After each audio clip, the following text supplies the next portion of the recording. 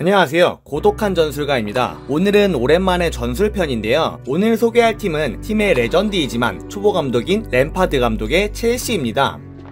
첼시는 지금 챔스권에 위치하여 있지만 프리시즌부터 리그 초반까지만 하더라도 팀 분위기이며 램파드 감독의 전술이 많이 가다듬어지지 않았던 팀이었습니다. 리그 시작 전부터 징계로 인해 선수 보강이 불가능해졌고, 리그 초반에는 맨유한테 4대0 대패를 당하더니 슈퍼컵에서는 리버풀과 혈전을 벌여 승부차기로 패배, 이어 레스터와 홈에서 1대1 무승부를 하는 등 사실 삐그덕거리며 불안한 출발을 하였는데요. 당시 여론은 레전드 출신 감독이 그럼 그렇지, 초보 감독이 갑자기 프리미어리그 빅클럽을 맡으니 이런 잡음이 생긴다, 혹은 아직은 리그 초반이고 조금 더 믿어보자 하는 여론들이 있었습니다.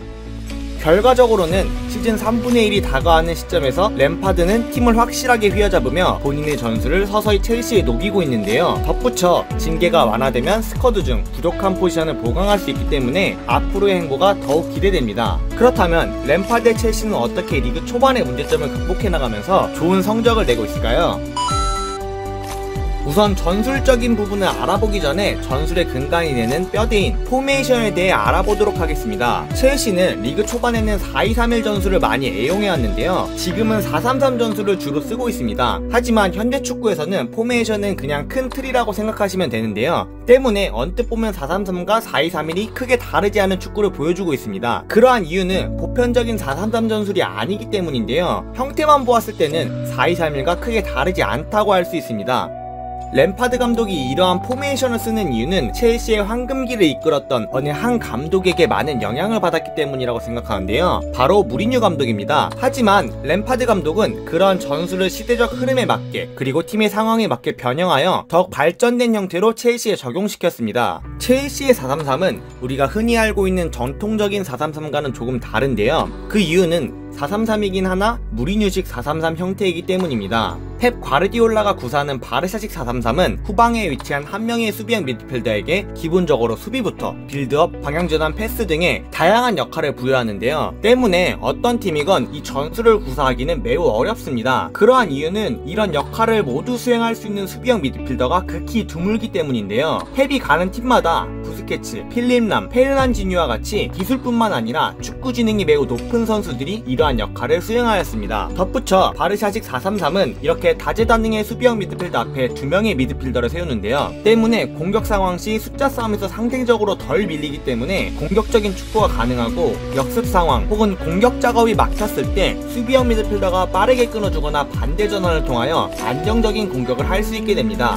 하지만 위에 언급되었다시피 이러한 역할을 수행할 수 있는 수비형 미드필더 선수들은 많지 않기 때문에 무리뉴식 4-3-3은 이를 보완하여 수비형 미드필더 한 명을 보호할 수 있는 공수 만능의 선수를 옆에 배치시키는데요. 때문에 남은 한 명의 중앙 미드필더는 활발한 활동력을 바탕으로 한 압박과 공격 시에는 2선에서 침투 움직임을 가져가며 공격에 힘을 실어줄 수 있게 됩니다.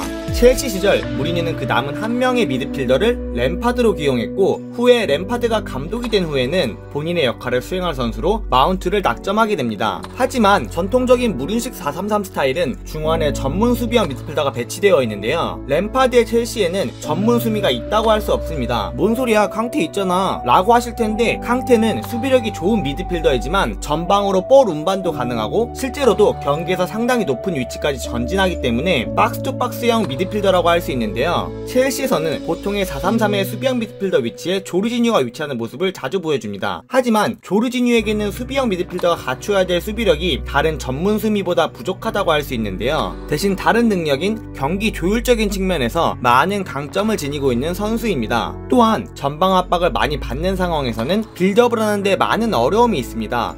그래서 램파드 감독은 전방 압박을 많이 받을 시에는 볼 운반 능력을 갖춘 캉테, 혹은 수비적인 기여도는 조금 떨어질지라도 탈압박 능력이 좋은 코바치치를 내려 후방 빌드업을 효과적으로 수행할 수 있도록 하였습니다. 전방 압박을 벗어난 후 충분히 볼 소유가 이루어진다면 캉테 혹은 코바치치는 조금 더 전진하여 공격에 기여하거나 역습 상황 시 전방에서 빠르게 볼 차단을 해주는 역할을 수행합니다. 하지만 위에도 언급되었다시피 전문 수비의 부재로 역습에 대한 문제점은 항상 노출되어 있는데요. 실제로 리그 초반인 레스터전이나 맨유전에서 위기를 초래하는 역습 장면들이 많이 나왔습니다. 하지만 램파드 감독은 선발 라인업의 변화를 통하여 이런 문제를 완화시켰는데요. 리그 초반만 하더라도 주마와 크리스텐센이 주전 수비수로 기용되며 실점이 많았고 공격 시에도 항상 역습을 염두에 두었기 때문에 온전히 공격에 힘을 쏟을 수 없었습니다. 그러한 이유는 바로 크리스텐센의 느린 발입니다. 레스터 시티전에서는 바디와 메디슨을 수시로 놓치는 등 발빠른 공격수들에게 많은 취약점을 드러냈고, 이를 해결하기 위해 발이 빠른 토모리를 주전으로 사용하기 시작했는데요. 선발 라인업의 변화 효과는 대단했습니다. 역습 상황을 맞이할 때 발이 빠른 두 명의 수비수들이 대부분의 역습을 찾아내주기 때문에 첼시 선수들이 조금 더 전진성을 가지고 과감한 플레이를 시도할 수 있게 되었는데요. 또한 우측 윙어의 라인업 교체를 통하여 공수에서 밸런스를 잡아줄 수 있게 되었습니다. 바로 페드로와 윌리안인데요. 무리뉴식 4-3-3의 양쪽 윙포워드 조합은 한쪽은 수비력과 활동량이 뛰어난 크로스 능력을 갖춘 윙포워드 한 명과 반대쪽에는 돌파력과 득점력을 갖춘 윙포워드를 배치시킵니다. 이 조합에 매우 잘 부여되는 선수들이 현재 플리시치와 윌리안 조합이라 할 수 있는데요. 페드로와 플리시치를 같이 쓰게 될 경우 한쪽의 수비 밸런스가 무너지면서 이는 곧 수비 부담으로 이어집니다. 예전에 전술 분석을 하였던 첼시 맨유전에서 이러한 위험들이 그대로 노출되어 아스필리쿠에타의 수비 부담으로 이어졌고, 이는 실점으로도 연결되었는데요. 때문에 윌리안으로 선발 교체를 바꿔줌으로써 아스필리쿠에타의 수비 부담을 덜어주었습니다.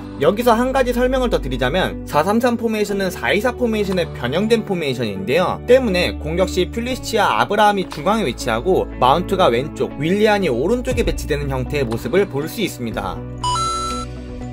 전술의 운영은 기본적으로 전방에서의 강한 압박을 통한 쇼카운터가 주무이기이며, 지공 상황 시에는 조르지니를 활용하여 방향전환 패스를 통해 상대 수비의 틈을 만들거나 한 번에 연결되는 전방 패스 등으로 득점을 만들어내는 모습을 보여주고 있습니다. 공격 시 최전방에서는 마운트의 활약이 두드러지는데요. 기본적으로 미드필더임에도 활발한 활동량을 통해 전방에 강한 압박을 줄 수 있고, 빠른 스피드와 포지션에 대한 이해도를 활용한 스위칭 플레이 혹은 직접적인 돌파, 이선 침투 등을 통해 상대 수비수에게 혼란을 야기시키거나 득점 및 어시스트를 만들어내고 있습니다. 때문에 어떻게 보면 첼시 공격에서 가장 중요한 선수라고 할 수 있는데요. 마운트에 대한 램파드 감독의 신뢰는 제 출전 시간에서 알 수 있었습니다.